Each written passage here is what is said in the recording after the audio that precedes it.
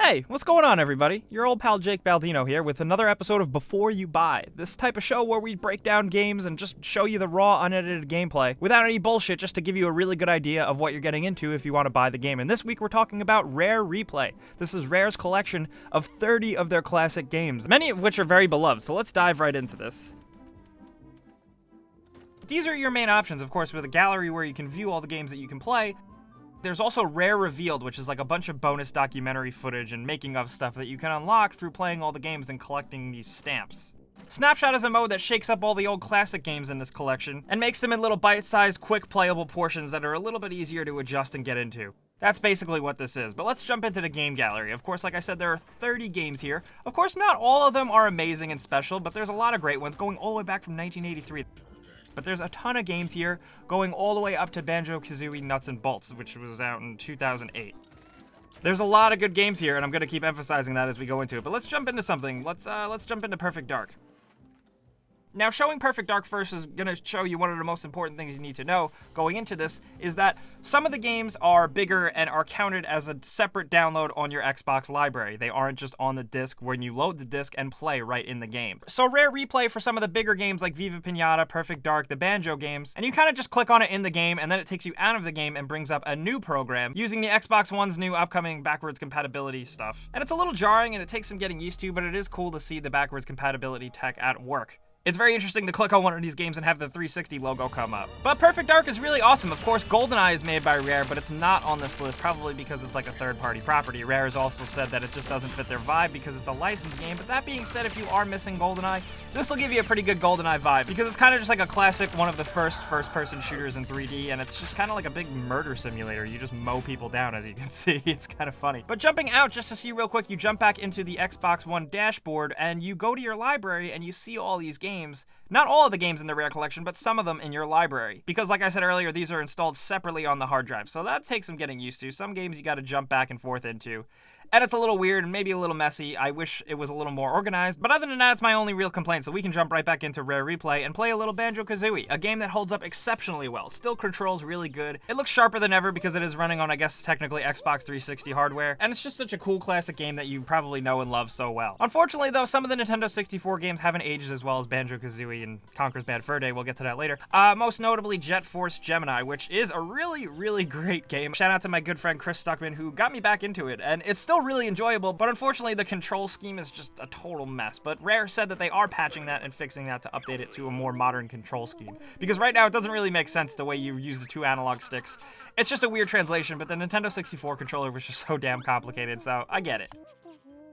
There are more classic games, like I said, going all the way back to 1983 with Jetpack Refueled, which is cool and fun and insanely difficult. It'll take you a little while to get into it, but once you get used to it and get in the groove, you can get back into that classic gaming vibe pretty quick. And thankfully, there's a feature for all these old classic games where you can actually go back and rewind a few moments. Yeah, it's kind of like cheating, I guess, technically, but it makes it fun and it makes it a little more accessible and makes it a little less daunting to play an old game that's really hard to get into. And with a lot of these older games, you can actually switch to a standard TV definition, which makes it a little more fuzzy, and it's just a cool little touch. But I do want to say real quick, holy shit, Battletoads has aged exceptionally well, most notably Battletoads Arcade. It's so awesome, and I ended up trying to record gameplay for this, and I ended up just recording a ton of Battletoads footage because I couldn't stop playing it.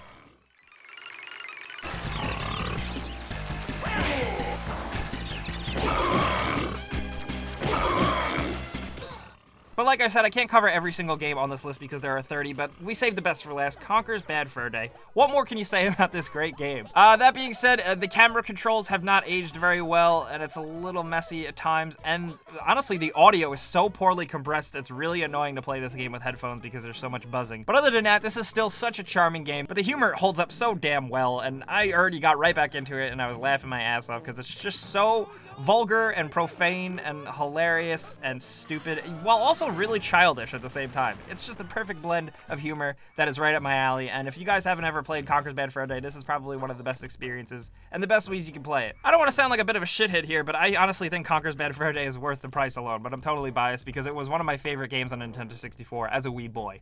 Hey.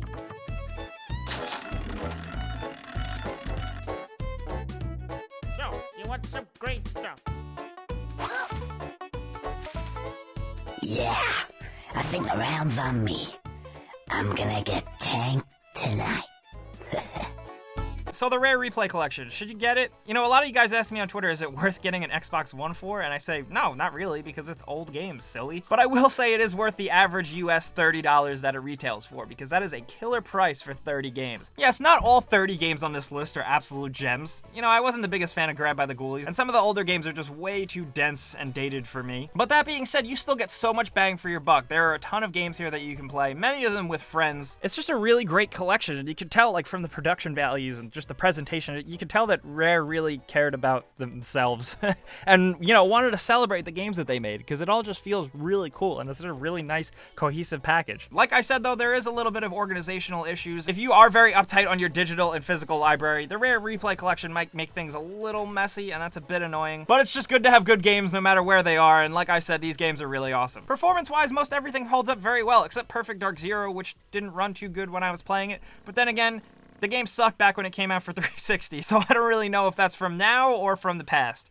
So myself personally, I can definitely recommend the Rare Replay Collection, especially if you have an Xbox One, because chances are you need something to play, and this will definitely fill the void for quite a while, especially with the value of the amount of games that you get. But also, I'm really excited to make this video because giveaway alert, hey-o, we want to give you guys a copy. Yes, we didn't try to announce it or broadcast it too much because we just wanted you guys who already watch the channel all the time to stumble upon this video and maybe earn a free game from us because we love you. So it's pretty easy. All you have to do, and I apologize in advance if you don't have Facebook, but maybe you should just get one. All you have to do is go to the gameranx Facebook page. Be sure to like it if you haven't already. And we're gonna have a post concerning the Rare Replay Collection. Just go on that post and leave a comment about your favorite Rare game. We will then go ahead and choose one of you randomly, provided that, you know, your answer doesn't suck. And that's it. That's all you gotta do. We will pick the winner a week from the publishing date of this video. And if you want to keep more up to date, you can follow me on Twitter at Jake Baldino. You can talk about the contest, or we could talk about the Rare Replay Collection, or whatever you want. But if you are new and this is your first time stumbling across one of these videos, hey, hi, how's it going? Maybe you should subscribe because we put out videos every single day. But guys, thanks for watching, and we'll see you next time.